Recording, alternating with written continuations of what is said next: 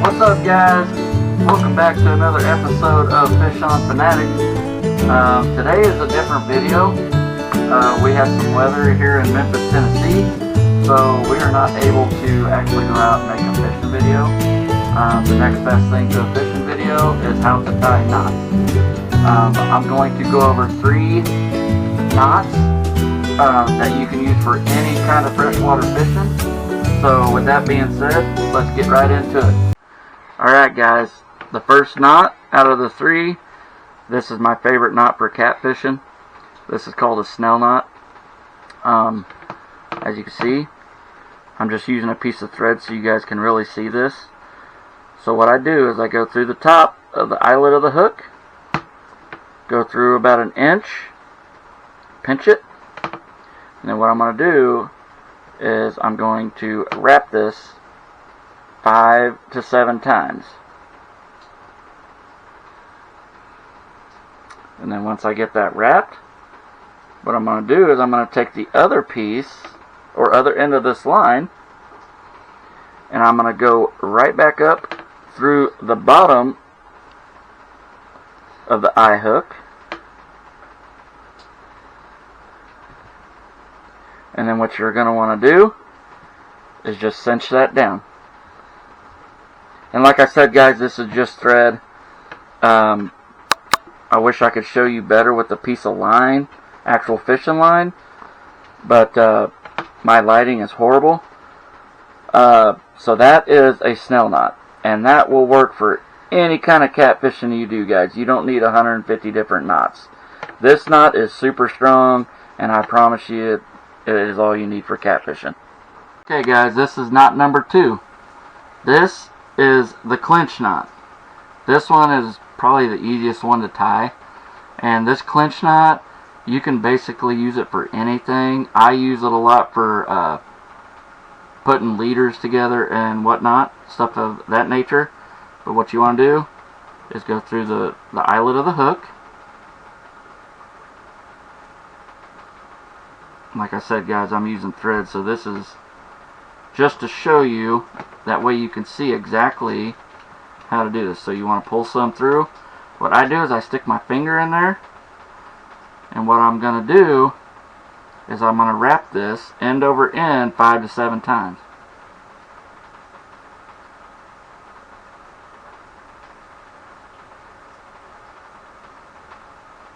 And then what you're going to do after you wrap it 5 to 7 times, the loop that you have down by your fingers pinched off, you're going to take your line and you're going to go right back through that loop.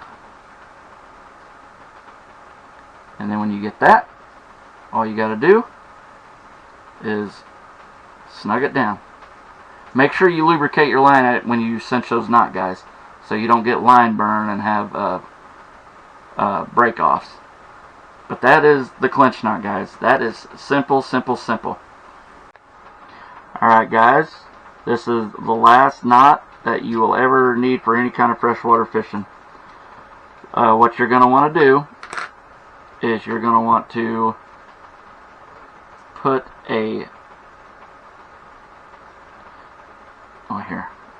what you're going to want to do is you're going to leave some extra, quite a bit extra, because what you're going to do is you're going to make, guys, I'm going to have to show you with regular line. That's not going to work. I hope you guys can see this. So you want to leave plenty extra, 8 or 9 inches. What you're going to want to do is you're going to want to put a 1 time, it's just an end over end loop. Okay, once you have that, you're going to go through the eyelet of your hook. Okay, you're going to come down. Okay, you see that loop? You're going to go back through it. And then once you go back through the loop, you're going to want to kind of hold that with your fingers, and you're going to wrap 5 to 7 times.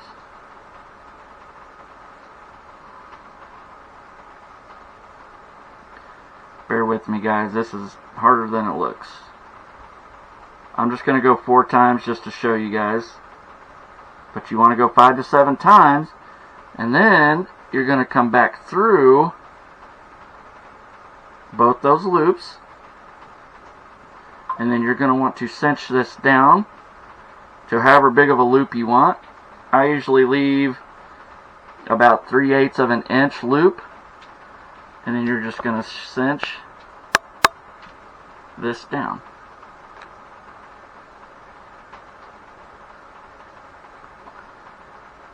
Okay, it's going to be a little off wonky here. I'm going to leave a bigger loop here. So that's about an inch left after your knot. And then you're going to trim your tag in. What this loop knot does, guys, I use this mainly for jigging and casting. If I'm casting jigs or jigging, what this does, having that loop in your knot, whatever action you give that, it's going to allow that line to move freely. So if you're jigging for, like, say, crappie, if you're vertical jigging, I know this is a hook, but if you had a jig head on there, it would literally sit perfectly perpendicular. And whatever you give that, that's the action that it has. And it's the same for casting. If you cast this out on a jig head, every time it's going to give it that natural through the water. But that is the loop knot. So those 3 knots are the only ones you need. Once again, you got the snell knot, which is a Catfish King. That is the only knot I use for catfishing. You have the clinch knot, which is really, really well for making up leaders. Or you can tie straight to the jig or hook, whatever you want with that one too. It's super strong.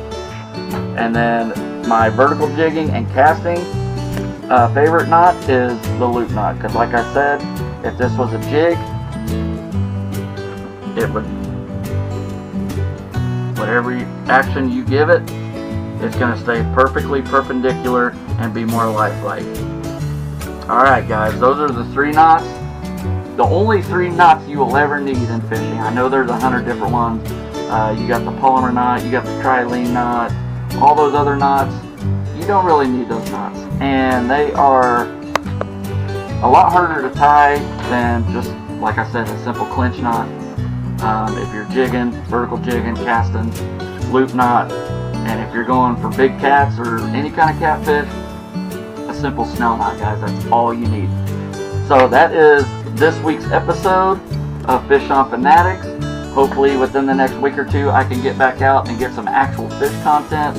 But I thought this would be something important to go over because not everybody knows how to tie knots. And like I said, these are the only 3 knots you need, guys. So I hope you guys have a good day.